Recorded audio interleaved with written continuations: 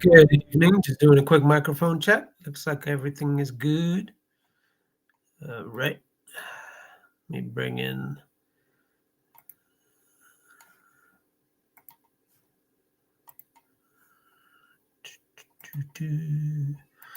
All right, so we're going to get going today with more liberation news articles. Feel free to read the description. This is just my own personal journal, video logging, and analysis on these articles. I'm not associated with liberation, but feel free to support them if you like. The link is provided below in the description. And it's just open conversation on the articles based on the political articles written here from a leftist perspective. All right, so we will get going right away.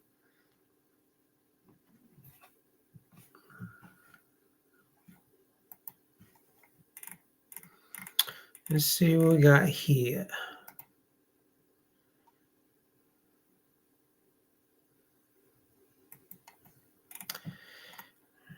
Graduate student library workers fight for those who will come after them in Illinois by Sam Froyland, March 27th, 2024. So this was written a few days ago. I'll take my time reading here. I am not a professional reader. So if I get anything wrong, so be it. I'll learn and check and correct it. But here we go. As the article says, at the University of Illinois at Urbana-Champaign, graduate students work in the library system teaching research skills to undergraduates, maintaining archives, and staffing information desks. Their labor connects students and scholars to UIUC's massive research collections, which are the fourth largest in the United States. Since the position was created over 20 years ago, they've done so without a union contract. But that's about to change. Pre-professional graduate assistants are organizing to be officially represented by the Graduate Employees Organization, the union that represents teaching assistants and graduate assistants on UIUC's campus. Even though PGAs do very similar work to that of other graduate student workers, they have been kept out of GEO's bargaining unit. When GEO formed in 2002, UIUC created the PGA position to keep some workers out of the union's contract. To do so, they drew on an Illinois law to categorize research assistants and PGAs as not being workers, parentheses, despite their regulatory working hours, supervisors, and taxable income, end of parentheses. Quote, this is one of IUC's favorite tactics, end quote, said Leslie Owens, GEO officer and Party for Socialism and Liberation organizer. Quote, dividing workers so that it's harder for us to fight together for better working conditions, end quote. But in 2019, the Illinois state government passed Illinois House Bill 253 overturning this distinction. This allowed PGA organizers to begin their campaign to unionize in January of 2024. Joining the GEO contract will guarantee PGAs access to a contracted minimum wage fee waivers, subsidized summer health care, and a grievance process in case of discipline or dismissal. They can also fight back against required hourly overtime. The most significant benefit a contract would give PGAs are guaranteed tuition waivers. Without these waivers, most PGAs would not be able to continue with graduate school. Quote, I would not have been able to go to graduate school without my tuition waiver, end quote, said Jason Smith, a key organizer in the unionization drive. Quote, I do not have the resources to fund grad school, nor do I want to take out more loans, end quote. Most PGAs at UIUC work in the libraries and are enrolled in UIUC's master's program in libraries and information science. They are the UIUC for only 2 years. They are at UIUC for only 2 years, meaning that the program's high turnover has made unionization tricky. However, as recent organizing at Amazon has demonstrated, unionization is possible despite high turnover. For Marley Santora, a PGA and a lead organizer in the unionization drive, the high turnover in their workplace gives greater moral weight to the necessity of unionizing. Quote, I think it's important for us as a class of workers that cycles in and out of university every couple of years to fight for those that come after us, end quote, she said. Also, like workers at Amazon, PGAs are unionizing in a sector where unionized workplaces are rare. With only 26% of library workers in the United States unionized, PGA are part of a growing uphill battle of expanding work democracy in U.S. libraries. Their success stands to benefit unionizing drives nationally, as each graduate PGA will bring with them the experience of being a part of a union into libraries across the country. Feature photo: the main library of the University of Illinois in Urbana-Champaign, where many pre-professional graduate assistants work. Liberation photo. All right. So this is very interesting issue. When I read this, it brought me right back to the same thing that they do with charter schools, right? They pit, in some ways, or in many ways, they pit public schools against charter schools, uh, and really just handicap public schools and the teachers, so that even though they're unionized or underfunded. So it makes charter schools look better with their bigger funding budgets and their freedom of choice ideas, right? Um, but if you go to a charter school, those school teachers are not unionized. They also have a high turnover rate, um, and they're actually a failure. Uh, I have relatives that go to charter schools that have lost their charter uh, uh, grants or deals or whatever they are called, um, their charter contracts, because they have not been keeping up with the students, or not keeping the students up to date, and not providing high test scores, right? So in many ways, the charter schools just uh, siphon money into school programs that are capitalist based, that still do not provide the adequate teaching tools for students to advance. So why do they do this? Just to just for the profit margins, really, just to make a bigger business out of selling products, right? Which is disgusting. It's absolutely outrageous.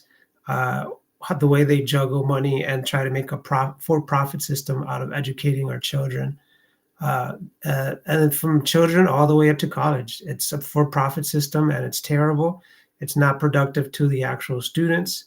It should be nationalized, fully socialized, to the point where all students from first grade, not just first grade, from preschool or even daycare, all the way up to like 12th grade, they should all get free and equal schooling, equal quality schooling at all grade levels, at all districts all over the United States. And they should also get full food. When it comes to college, yes, they should also have 2-year colleges that are fully tuition free. 4-year colleges are fully tuition free as well. I'm more in the camp that all colleges, all the way through all levels, should be free, right? With prerequisites of grades being kept up and stuff. Um, but even then, I don't think anyone should be denied an education. I think it's a benefit to everyone that if people are highly educated. And unions, when we refer back to these unions here, yeah, the reason unions are so frowned upon by industries is because it does give some kind of power and leverage back to the workers, uh, to the point where our government actually makes laws against striking, you know, against making better deals with your companies, which just tells you and shows you that our capitalist system, our government, isn't beholden to the people that vote. It's beholden to the companies that fund their campaigns, right?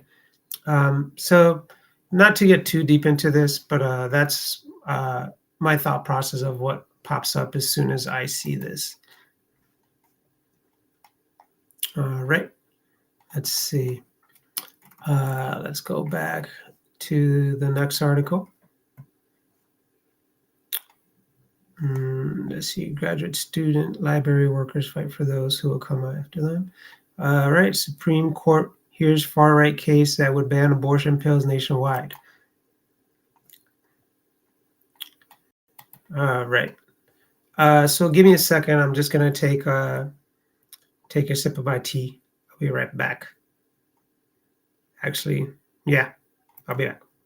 So I haven't gone anywhere. Just getting a little comfy.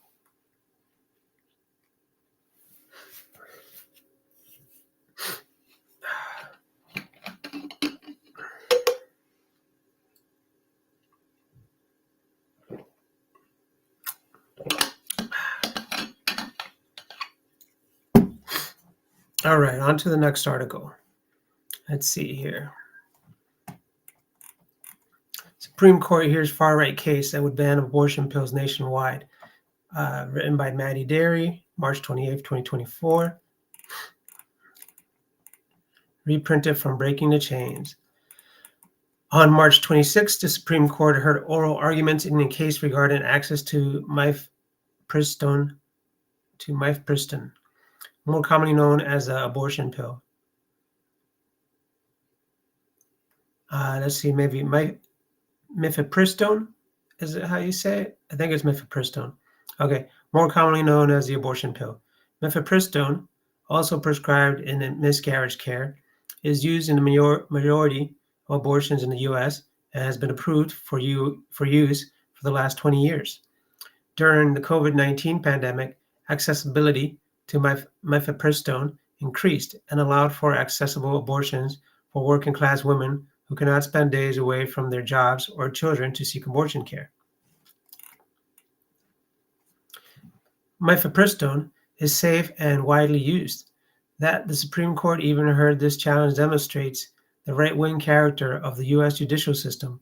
1 year ago, in a ruling that has been described as a, quote, backdoor ban on abortion, end quote, far-right Trump-appointed Texas Judge Matthew Kacsmaryk banned access to mifepristone nationwide. 1 hour after Kacsmaryk issued this ruling, Judge Thomas Rice in Washington state issued a conflicting decision that would lift, quote, unnecessary and burdensome, end quote, restrictions on mifepristone imposed by the FDA in January.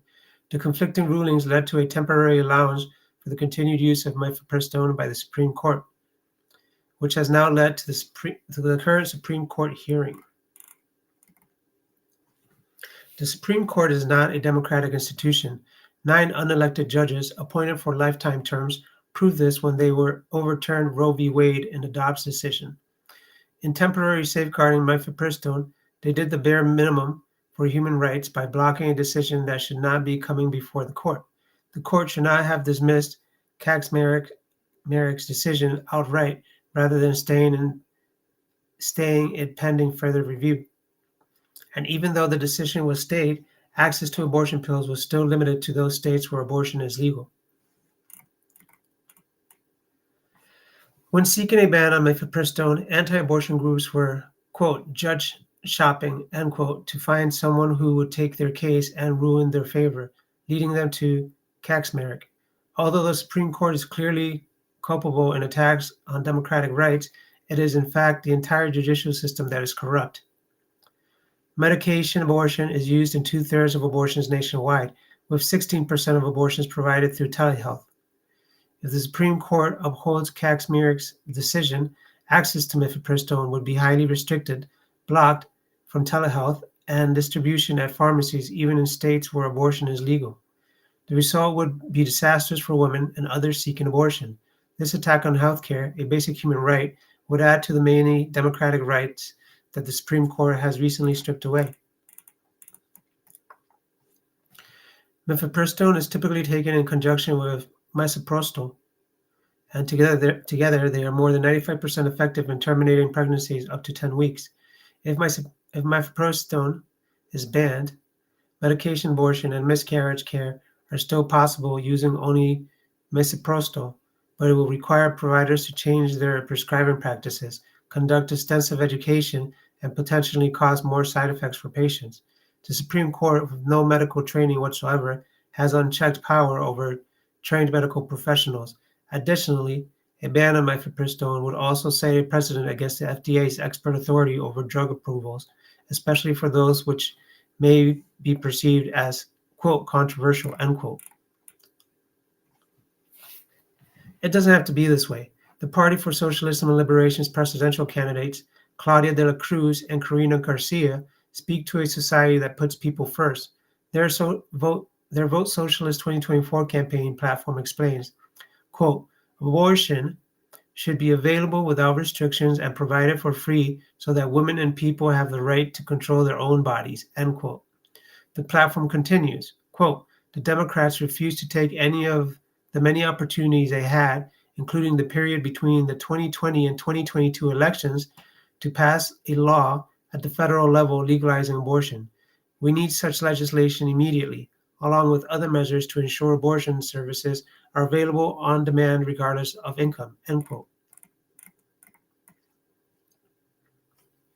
At this point, the Supreme Court's response to the oral arguments challenging the Food and Drug Administration's regulation of mifepristones indicates that they are unlikely to ban mifepristone. However, even if they do the bare minimum and uphold access to this necessary medication, the fact that they have taken this case at all signals a willingness, the fact that they have taken this case at all signals a willingness to hear more abortion ban cases. The right to abortion, a basic human right, will continue to be precarious.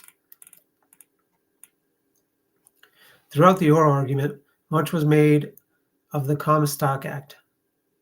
The Comstock Act of 1873 outlawed sending, quote, obscene, lewd, or lascivious, end quote, immoral, end quote, or, quote, indecent, end quote, publications through the mail, and is now once again being used as an argument against sending the abortion pill through the mail.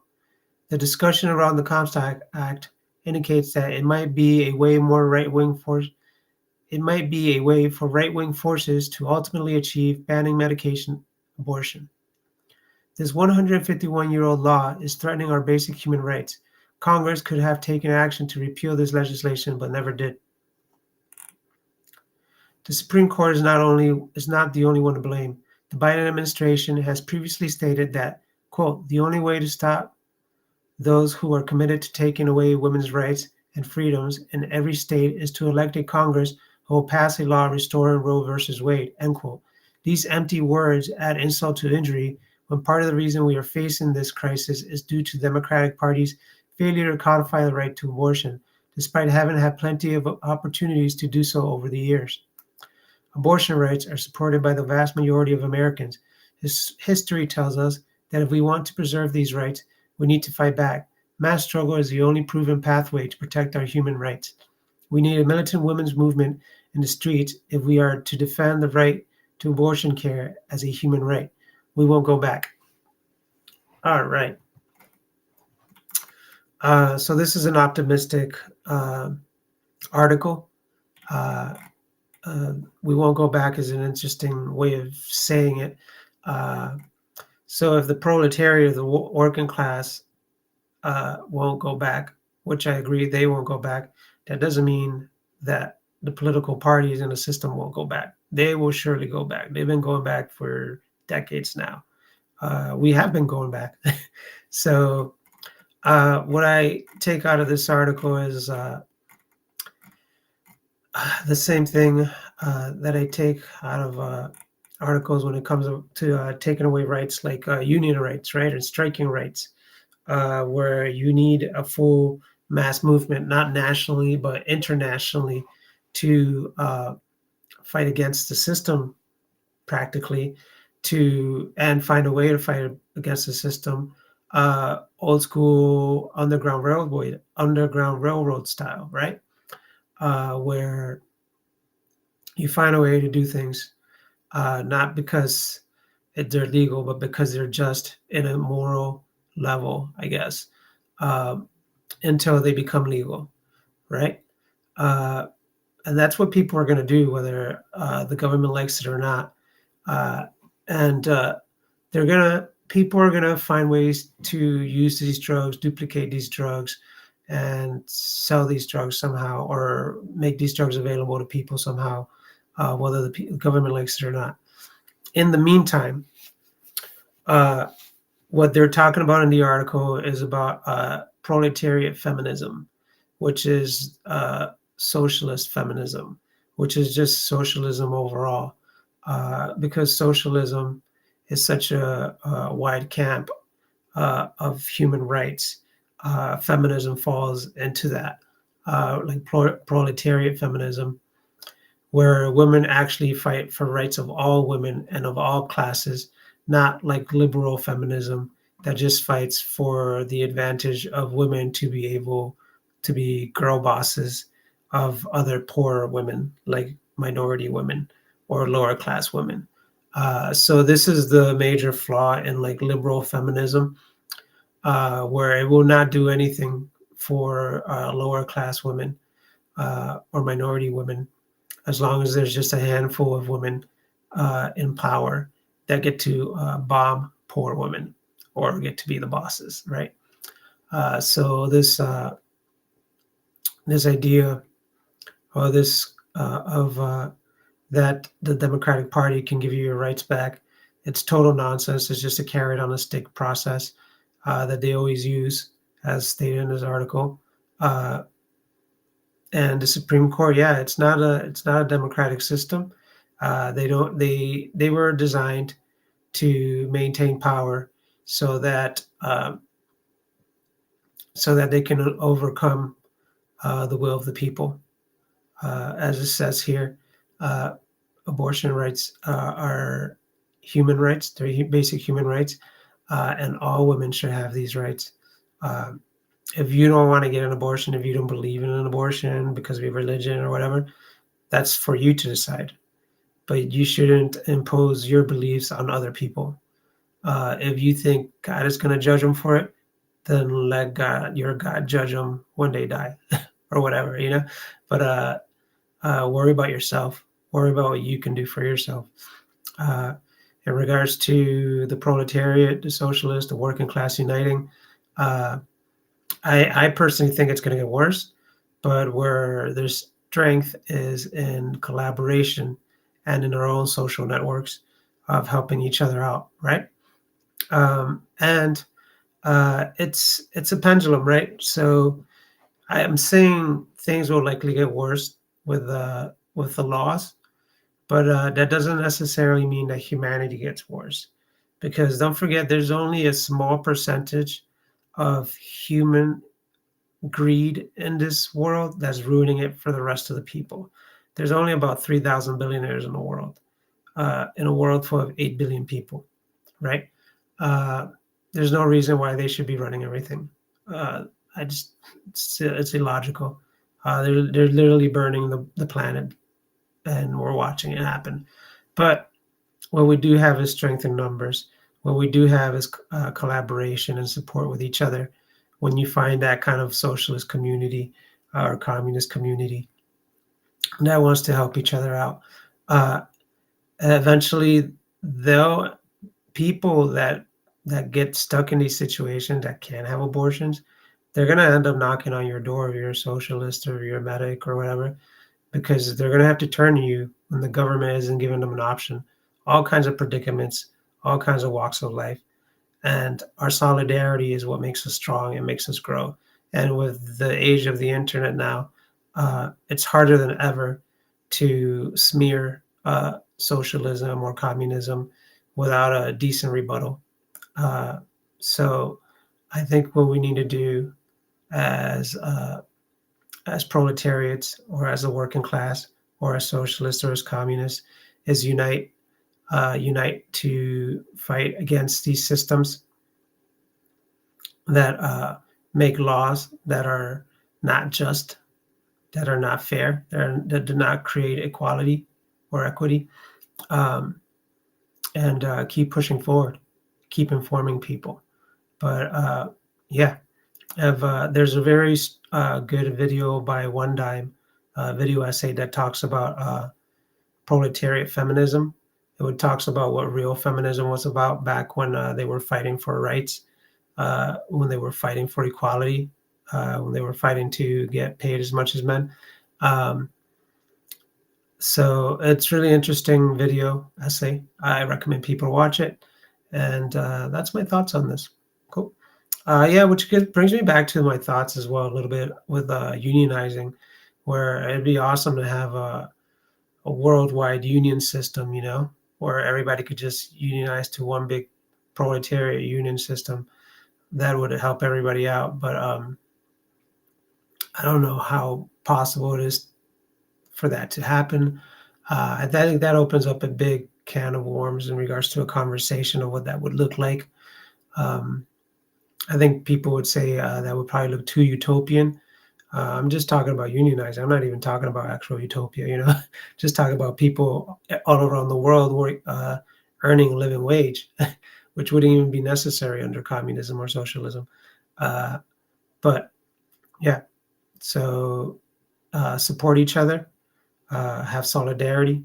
That's the best way to move forward until we can abolish systems like the SCOTUS that doesn't belong anywhere in a democratic system.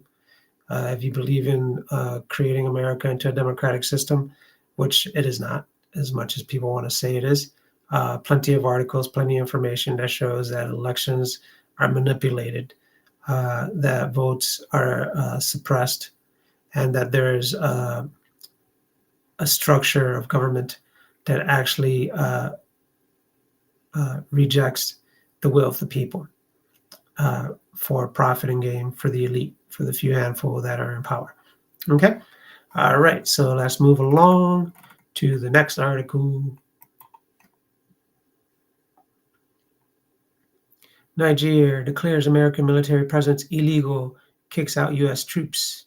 Damn right it does. All right, let's see here.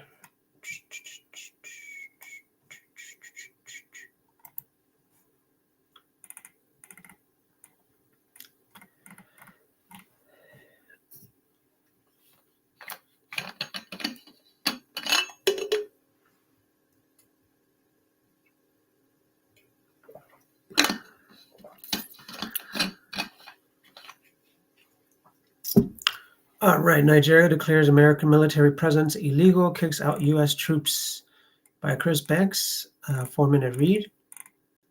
All right, the photo is of Nigeria Armed Forces on the U.S. military base before the 2023 coup. Credit Flickr. Earlier this month, Nigeria, the largest country in West Africa, terminated its long-standing military agreement with the United States, declaring the presence of all 1,000 U.S. troops and contractors, quote, illegal, end quote. This presents a monumental setback for Washington, which until recently considered Nigeria the centerpiece of its military operations in all of North and West Africa. A chain of U.S. military bases and outposts cuts across the Sahel, aimed at standing in the way of Africa's growing relations with alternative trading partners like China and Russia. Nigeria's popularly supported transitional military government, the National Council for the Safeguard of the Homeland, which came to power in July 2023 after ousting the pro-Western puppet Mohamed Bazoum, revoked the military agreement, quote, with immediate effect, end quote, after a high-level delegation of senior Pentagon and State Department officials traveled to Nigeria's capital, Niamey, and threatened the CNSP over its growing ties with Russia and Iran. Quote, Nigeria regrets the intention of the American delegation to deny the sovereign Nigerian people the right to choose their partners, end quote, a government spokesperson said in a televised address, canceling the military agreement and denouncing the, quote, condescending attitude, end quote, of U.S. diplomats. The United States now faces the prospect of losing 3 military bases, including one of the world's largest drone facilities located in the city of Agadez, and more generally, its major strategic foothold in the vast Sahel region. U.S. officials are currently scrambling to find diplomatic ways to salvage some military presence. Unless Nigeria reverses course, the United States stands to lose more than just a launching pad for its drone assassination and surveillance spy programs. These bases are also anti-immigration hubs designed to clamp down on African migration northward towards Europe, and are platforms that project U.S. power southward towards the Gulf of Guinea, where 60% of Africa's oil production is concentrated. We can't let China or Russia become the preferred security of business partner. Days after returning from the United States diplomatic debacle, two senior officials from the failed delegation, including the commander of the U.S. African Command, AFRICOM, General Michael Langley, testified before the House Armed Services Committee, where they bemoaned the likelihood of being booted out of Nigeria. U.S. Representative Jimmy Panetta, a Democrat from California, complained to Langley, quote, "Focusing on Nigeria, clearly we bet big, okay? We bet big on Nigeria," end quote, in reference to hundreds of millions of dollars the U.S. government invested in the bases there. Quote, "Right now, we're at a point in which we either want to double down or we want to fold, unfortunately," end quote, Panetta continued. Quote, "And look, I get the bet. As I called it in my visits there, it was the Alamo," end quote. In the mind of Panetta, quote, "the Alamo," end quote, of 1836 figures as a perfect metaphor for the besieged U.S. presence in Nigeria. After all, the Alamo was a military outpost, albeit one made up of pro-slavery Americans positioned in northern Mexico, where slavery was illegal, who then used the Alamo compound as a staging ground for a pro-slavery revolt that ultimately achieved the goal of amputating Texas from Mexico to create a slaveholders' republic.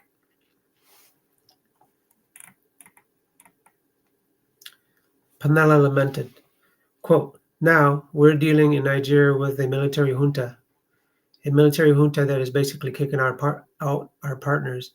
It kicked out France. It revoked a security pact with the EU, and then they ended the security pact with the United States," end quote. After some hand-wringing over whether he felt called upon to support, quote, "democracy and our values," end quote, or to be, quote, "be friendly with his junta," end quote, Panetta beseeched Langley, quote, "What we don't want is to leave us with nothing, because we know that nothing will be filled by China, by Russia, by Iran," end quote. Representative Mike Rogers added his 2 cents, quote, "At the end of the day, it is critical for the U.S. to have a military footprint on the continent. Even a little goes a long way. Africa is of vital strategic importance to the United States. We can't let China or Russia become the preferred security or business partner," end quote. As if reading from the same script, Rogers asked Langley, quote, "How concerned should we be about China and Russia's growing footprint in Africa?" End quote. To which Langley responded stiffly, quote, "Chairman, we should be extremely concerned. They're trying to get what they want. They're trying to replace the West and moreover the United States and our access and influence across a crucial continent," end quote. U.S. imperialism losing its grip on Africa. The theme of the entire House Armed Services Committee hearing, an annual exercise which happened to coincide with Nigeria's announcement this year, was frenetic concern about, quote, "being replaced," end quote, in Africa, to which there was a bipartisan delirium to double down on militarization as U.S. imperialism's main strategic lever on the continent. This represents continuity more than anything else. Since 2001, every U.S. administration has been keenly focused on building up America's, quote, "military footprint," end quote, across Africa.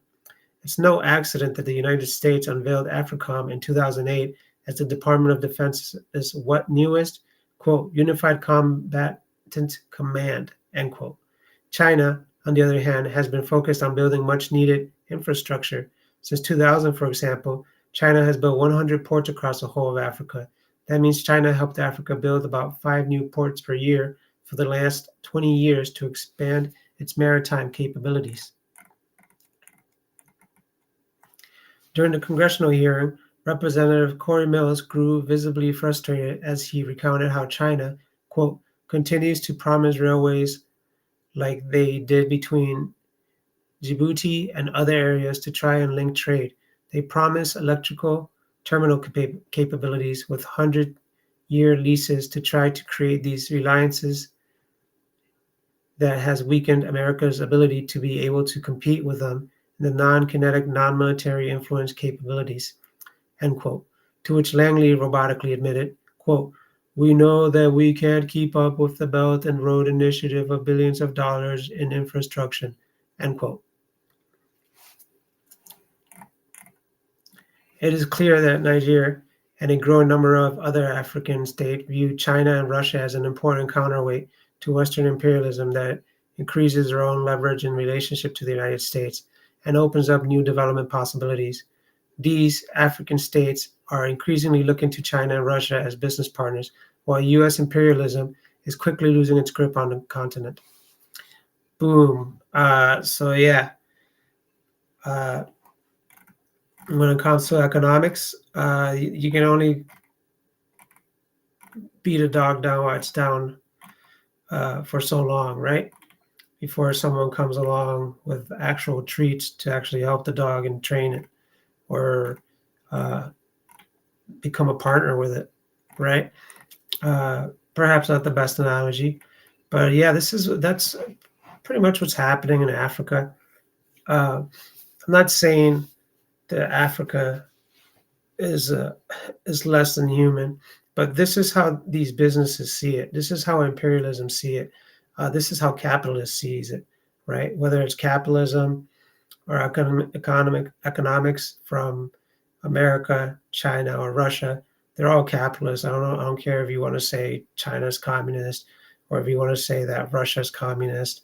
They really aren't, maybe by name, but they're not communists. They just have a different set of system and rules for their capitalism that benefits the people in some ways and doesn't in others. But they're all just trying to make deals, the best deals possible, to use the resources that are in Africa. And now that China and Russia are as technologically advanced as America, or very close to it, and they're in great positions. Ge- um, yeah, they're just in great positions, geology-wise, geopolitically wise, to make deals and transport chains and rails and routes. Uh, this is the free market, right? This is the world free market. This is what's happening when old client or an old provider doesn't give you a good deal anymore, like America doesn't give a deal for Africa. It just beats them down. And then a new provider comes along and gives you a better deal. Yeah, you're gonna go with the better deal, obviously, not one that is like choking you, that has you in a chokehold. Um, it reminds me of like internet providers nowadays. When you're in an area where you only have one internet provider and you don't have options, they treat you like crap. All they try to do is upsell you, right? But with the option now of like more hotspots and more internet services coming along, that's going to change, right? And the competition is going to get fierce. Things are going to get cheaper, and it's going to benefit the clients. It's going to benefit us. Probably not as much as a socialist program that nationalizes internet would, but it'll make things perhaps affordable to an extent. So yeah, I definitely, unfortunately, as an American, I live in America, so I have to play by the rules. But I say if Africa can get a better deal somewhere else, I hope they do it. I hope they make better ties, and that way Africa and the people of Africa can have a better living standard, and they don't. Live a lot of parts of Africa. There's still like major poverty where people live pennies to the day, right? And over here, we're throwing away half our Big Macs.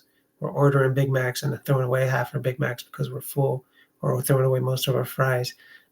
We just waste so much here.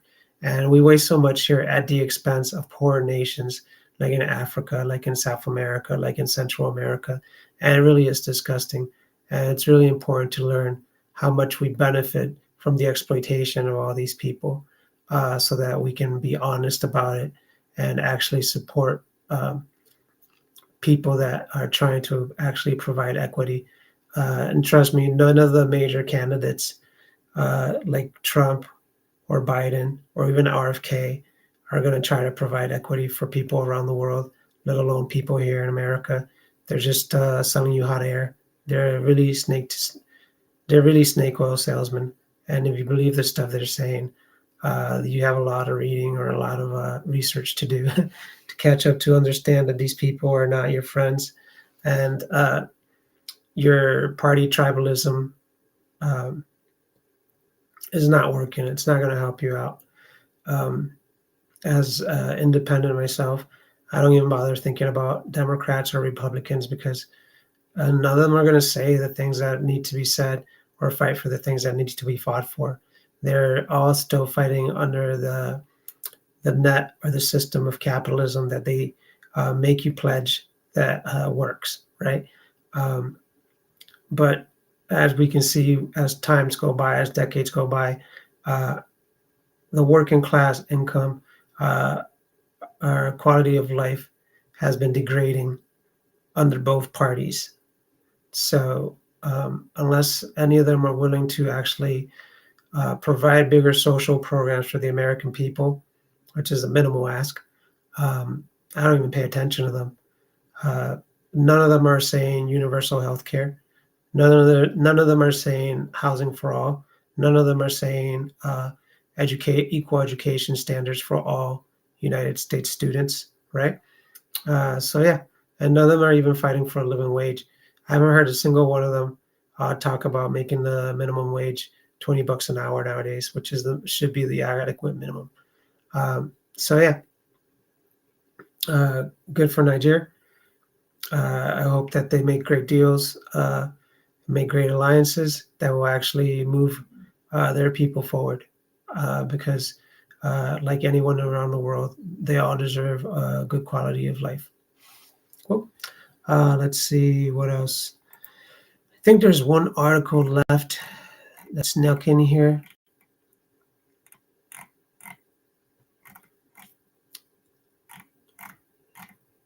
Yeah, this one. Where'd this one come from? March 31st start. That was the last one today. Let me refresh this real quick.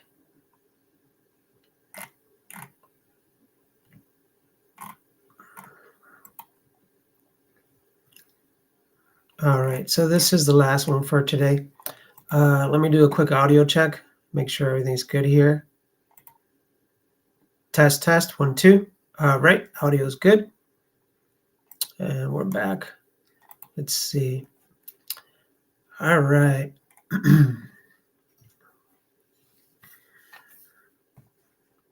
Guess I should check. Yep, all's good.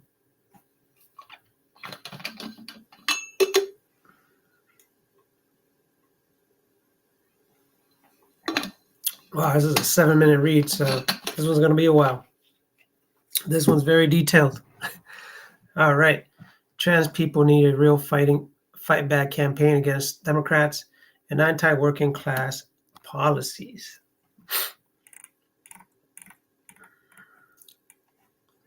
The Democrats' favorite slogan to scare voters into voting for their candidates has already become a joke to millions of Americans that it's, quote, the most important election of our lifetime, end quote. But that hasn't stopped them from recycling it once again in an effort to get President Joe Biden reelected this November. It's not going to happen.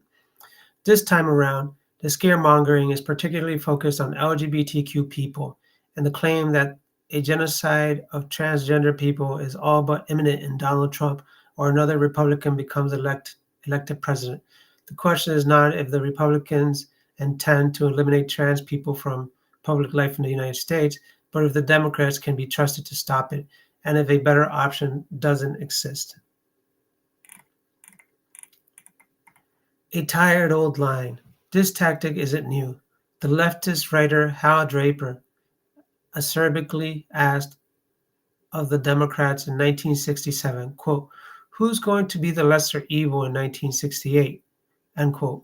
noting that even then, liberals had been warning for years that a fascist takeover of the country was imminent in America's if Americans didn't hold their noses and vote for a Democrat.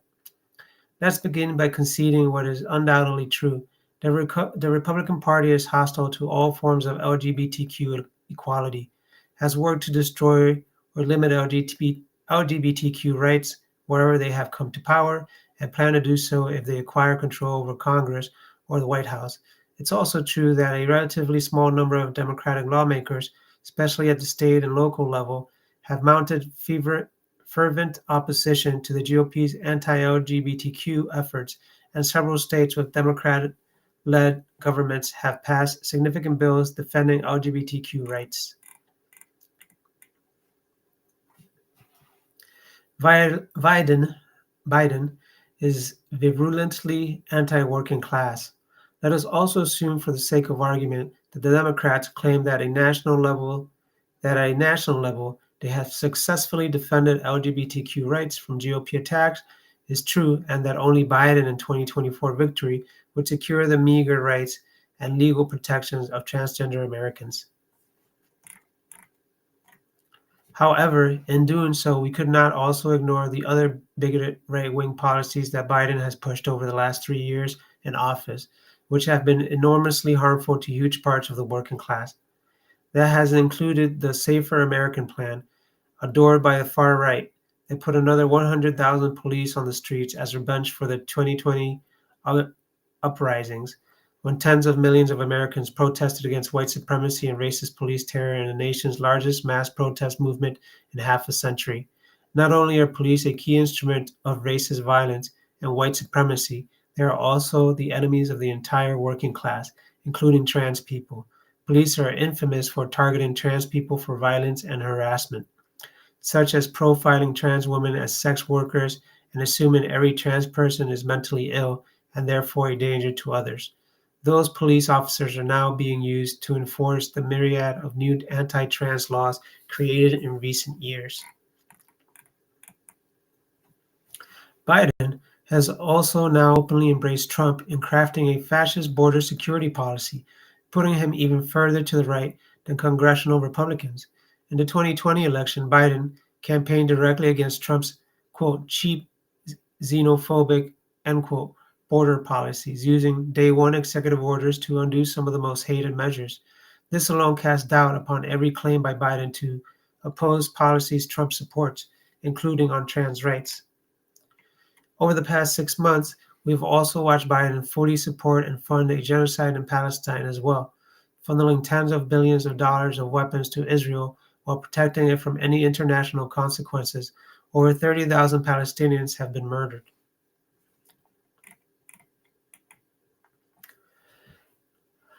Let me read that again. That was an important one too. Over the past 6 months, we have also watched Biden fully support and fund a genocide in Palestine, as well as funneling tens of billions of dollars of weapons to Israel while protecting it from any international consequences. Over 30,000 Palestinians have been murdered. Just needed to be said twice. Biden has also presided over attacks on tens of millions of poor Americans, which includes LGBTQ and especially trans people, at much higher percentages than their straight or cisgender counterparts. Roughly 30% of trans people live in poverty, nearly triple the 11.5% poverty rate of the whole U.S. population. Biden's attacks have included allowing the eviction moratorium to be destroyed, ending the child tax credit that lifted millions of children out of poverty, kicking over 2 million people off the special supplemental nutrition program for women, infants, and children, and slashing pandemic-era funding for a huge number of programs from Medicaid to the Supplemental Nutrition Assistance Program and more. These have doubled the child poverty rate on Biden's watch and created the largest ever single-year increase in poverty on record. Again, I need to read this again. Roughly 30% of trans people live in poverty, nearly triple the 11.5% poverty rate of the whole U.S. population.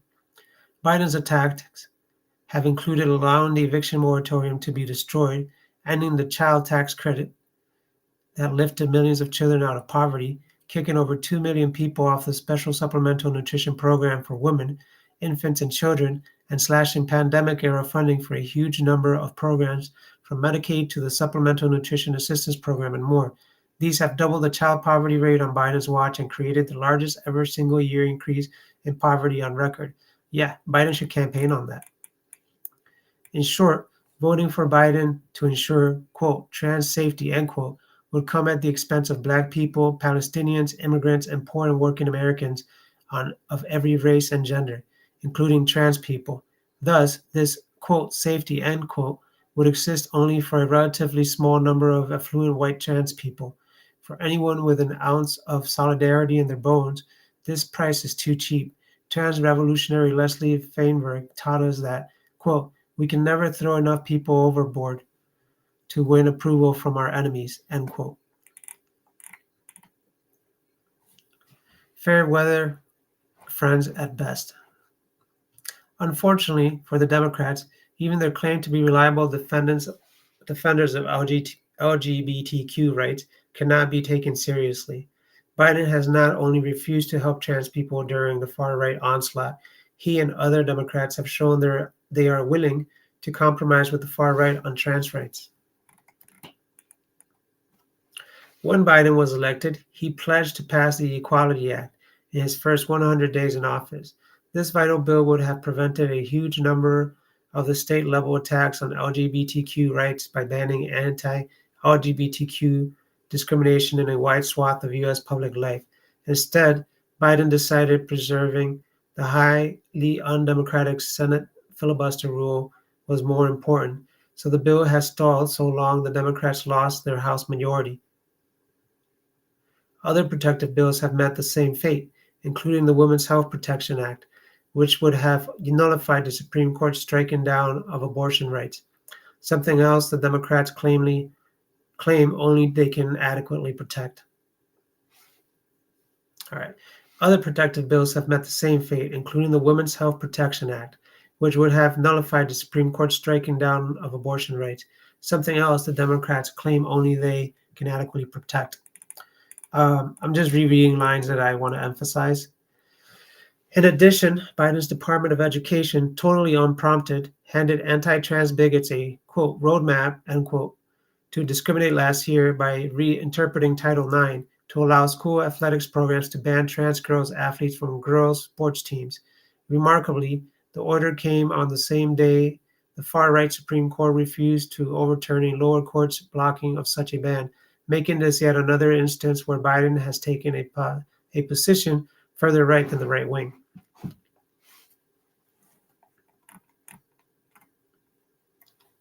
Recently, U.S. media reported that the Biden administration was deliberately delaying implementation of this rule change until after the November 2024 election because, quote, it seems to be too much of a hot topic, end quote. As one anonymous insider put it, this is an incredibly two-faced betrayal from a president who has repeatedly told transgender people, quote, your president has your back, end quote. Democratic state lawmakers have also been wavering on trans rights. In Maryland's House of Delegates in 2022, the Democratic majority killed their own trans health care bill in a likely attempt to keep a pro-trans vote off their records during an election year. More recently, Democrats in New Hampshire, West Virginia, and Texas have all helped the GOP pass anti-LGBTQ bills. Amid the massive attacks on trans rights in dozens of U.S. states, Biden's government has done little more than file lawsuits against state governments challenging particular laws. He has not used any of his executive authority on practical answers, such as excusing or opening clinics or federal land to continue providing healthcare services for trans people, a solution that would help those in need of an abortion as well, or even help sympathetic states shoulder the financial burden of helping trans people fleeing persecution. So the Democrats want us to vote for a party that has almost completely refused to help trans people amid open calls for our elimination, that has actively worked to terrorize or abandon large parts of the working class, including many trans people, that has already excused, enabled, and embraced one genocide in Palestine already. All because they say they're the only thing preventing genocide of trans people by their opposition. This is political hostage taking, and we deserve so much more. A real fight back campaign. Fighting back only as a community of trans people who make up less than 2% of the US population, our community has no chance of victory. But we never fall under just one umbrella. As part of the working class who must work paycheck to paycheck for our survival, we go from being a tiny minority to one section of the great majority of humanity. This gives us incredible strength, the strength enough to fight and win against fascism, a strength only the working class has ever been able to wield.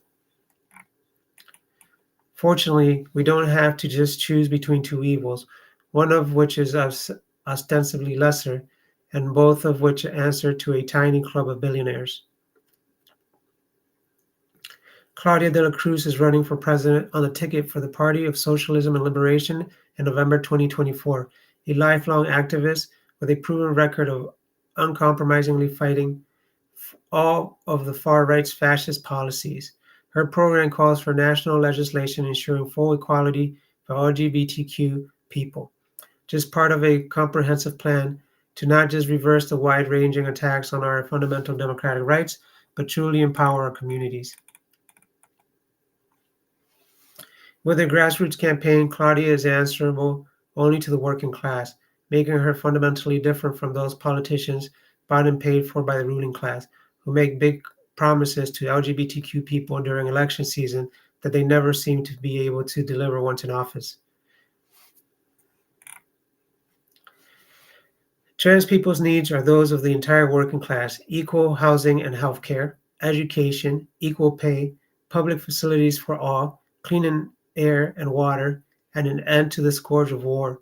Only when our class is united and fighting for our collective liberation can we defeat fascism for good, end the wars, and permanently secure the rights of all.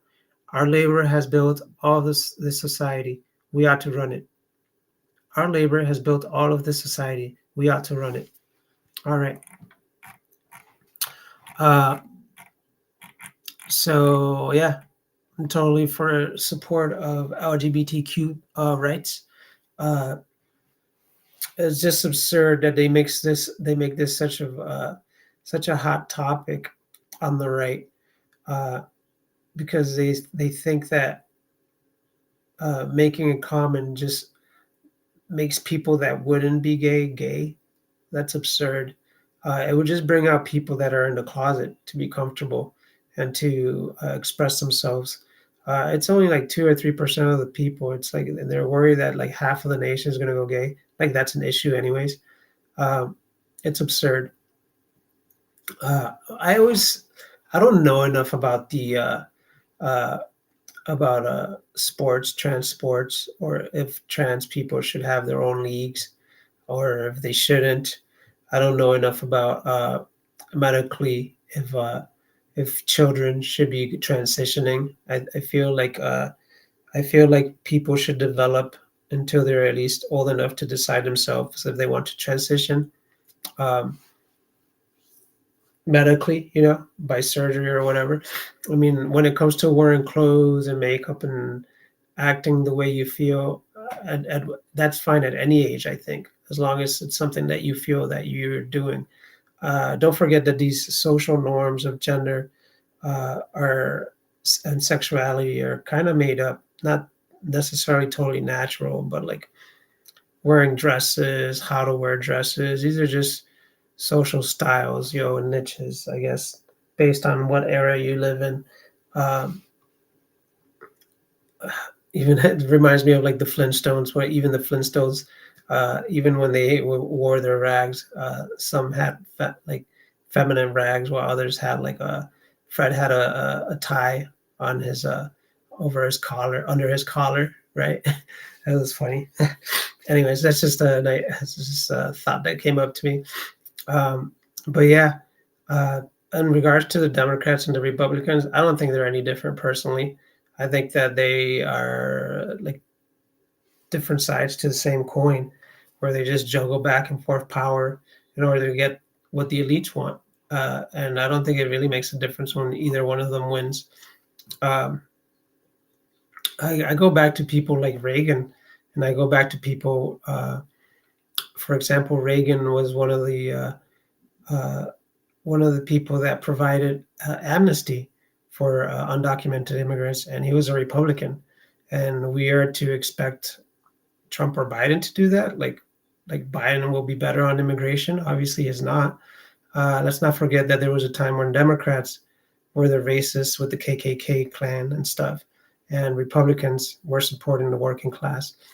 Uh, but like I said, the system was earlier. The system was created for us to have an illusion of choice between blue or red. But they swap turns. They swap turns being good cop, bad cop every few decades, and that's what's happening again. But I don't think they counted when they made the U.S. Constitution on the internet and the speed of information traveling so quickly nowadays, where the only way they can actually keep people from the truth is just to bombard them with distractions and bombard them with lies or censor or censor independent news, which just makes you seem more authoritarian, which just shows that capitalism doesn't work. If there's ever a time to have a bookload of examples of what capitalism doesn't work, now you can show now. You can Everything that's happening that's bad in the world, it's happening under capitalism. you know, just take examples of everything that happens bad in the United States. Well, over 500,000 people homeless, uh, depression is highest here. Well, not as high, not the highest in the world, but it's definitely one of the highest. And for a nation with the most wealth, why is that? Uh, Bad education systems, bad infrastructure, no universal health care, uh, the wealth disparity like never before seen since the Gilded Age. So I don't buy this whole lesser evil, even though this article says that they're fractionally lesser evil than the Republicans. Nah, they're not. They're just taking their turns and they're going through a transition. But I think what's best is to educate ourselves, to inform ourselves, and to unite as a working class, as a proletariat, and share information and support with each other. Because the government's not going to do it. Eventually, they're going to want to take away your Social Security. They're trying to take away more benefits so they can send more billions of dollars of contracts for war around the world. They're always talking about war with China, talking about war with Russia. They're already having a proxy war in Ukraine. They're already technically having a proxy war with Palestine and Israel, uh, practically committing genocide. That's us. We're complicit of that. We don't say it out loud. Zionism is fascism, um, and the U.S. is funding it. So whenever you see people badmouth or trash on LGBTQ people, uh, you should take a stand and defend them. Don't be complicit with that kind of fascism, that kind of bigotry, to talk down to people because they're not the social norm or what others might find socially acceptable. You know, we're all human beings. Uh, as a practicing Stoic, uh, I also have to say that uh, we have to see things from a bird eye view, that we are all equal human beings. None of us are lesser than others. If you want to think that, I don't think you're a socialist. I don't think you're a communist. If you want to make yourself feel better because you have a better job or because you maybe don't have a record compared to other people, um, that's on you. That just shows your ego. That just shows your insecurity, actually. Uh, uh, Coming from a socialist and a stoic perspective, we're all equals. We're all worth saving, worth redemption, and worth fighting for, right? So we all deserve a basic standard of living that is humane to everybody. Um, yeah. So that's my thoughts on that. And I think it doesn't matter who wins the election between Trump or Biden or even RFK, because when shit hits the fan, we're either going to unite and protest and mobilize, or we're not, and it's going to hit the fan either way. And I'm not an accelerationist either, but I do understand that bad things are coming, and we're going to have to unite, and we're going to have to work together.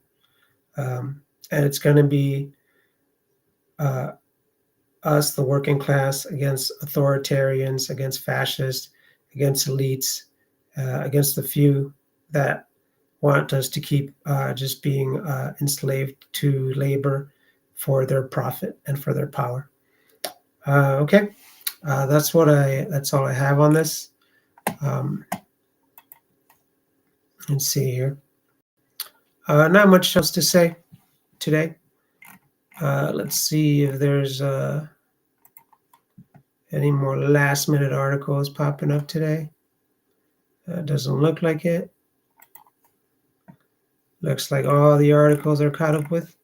Yeah, I try to keep this to an hour every week, and it seems to be about right. Like about 4 articles is about an hour, so I went a little over an hour today. But it's within it. It's within the window. If you feel my thoughts are wrong, or if you have input, feel free to comment, either real time or later when you watch this or you study this. This 3 Lies About Cuba Debunked was a good article. If you haven't read this, please read this. All right, so keeping it short. Again, the descriptions of what this is in the description box. Feel free to follow the links so that you can support Liberation News or PSL if you like, or just use their articles to get informed. They're excellent weekly articles to read. Everybody have a good weekend, and goodbye.